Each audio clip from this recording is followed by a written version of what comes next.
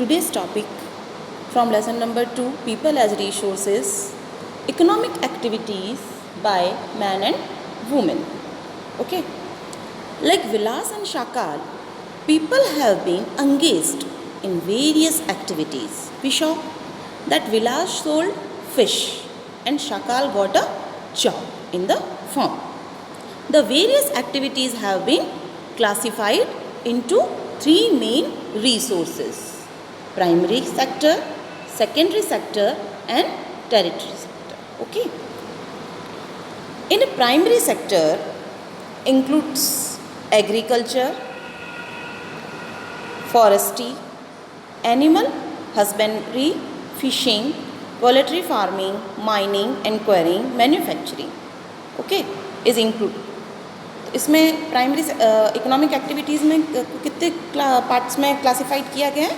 3 parts में, primary, secondary और tertiary sector.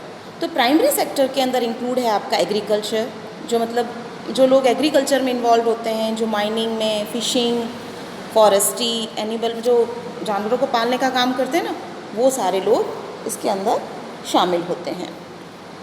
अब सेकेंडरी सेक्टर में क्या होता है? सेकेंडरी सेक्टर में वो लोग इन्वॉल्व होते हैं जो मैन्युफैक्चरिंग का काम करते हैं. जैसे हमने एग्रीकल्चर के अंदर शुगर कैन को प्रोड्यूस किया. अब शुगर कैन से हमने शुगर बनाई, ये क्या हो गया? हमें रॉ मटेरियल मिला कहाँ से? प्राइमरी सेक्टर से, और हमने उसको शुगर में कन्वर्ट किया, तो ये सेकेंडरी सेक्टर का काम हो गया. क्योंकि शुगर खुद से तो प्रोड्यूस नहीं होती है, उसे किसी और चीज़ से कन्वर्ट किया गया है ना. तो वो आया हमारा सेकेंडरी सेक्टर में, मतलब मैन्युफैक्चरिंग सेक्टर जो है वो सेकेंडरी सेक्टर है. और तीसरा है हमारा टर्सरी सेक्टर. उसके अंदर हमारा सर्विस सेक्टर्स पूरा आएगा: transportation, hospital, hotel, insurance, tourism, ये सारा, एजुकेशन, बैंकिंग, कम्युनिकेशन, ट्रेड, ये सारा जो सिस्टम है वो आएगा हमारा टर्सरी सेक्टर के अंदर. तो अब हमने 2 स्टोरीज़ पढ़ी, एक तो शाकाल की और एक विलास की. अब आप बता सकते हो ना कि विलास कौन सी एक्टिविटीज़ में इन्वॉल्व था और शाकाल कौन सी एक्टिविटी में इन्वॉल्व था. तो विलास जो था वो प्राइमरी एक्टिविटी में इन्वॉल्व था और शाकाल जो था वो तीसरे सेक्टर में, टर्सरी सेक्टर में इन्वॉल्व था, क्योंकि वो सर्विस करता था, जॉब करता था, वो किसी भी चीज़ का प्रोडक्शन नहीं कर रहा था. क्लियर? तो इस तरह से हम हमारे इकोनॉमिक सेक्टर को क्लासिफाइड कर सकते हैं. अब इसके अंदर आप ये देखोगे कि ये जो इकोनॉमिक एक्टिविटीज़ हैं तीनों, उसके अंदर भी उसके टाइप्स हो गए. कुछ तो होती है मार्केट एक्टिविटीज़ और कुछ होती है नॉन मार्केट एक्टिविटीज़. तो अब ये मार्केट एक्टिविटीज़ क्या हैं और नॉन मार्केट एक्टिविटीज़ क्या हैं? हाँ, तो सबसे पहले इसके अंदर आएगी कि इकोनॉमिक एक्टिविटीज़ क्या है. इसकी डेफिनेशन हमें देखनी होगी. तो the activities in these sectors result in the production of goods and services. These activities add value to the national income. These activities are called economic activities.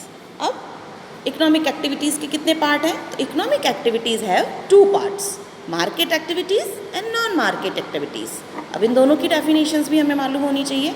तो market activities involve remuneration to anyone who perform activity performed for pay or profit. वो हो गई हमारी market activities.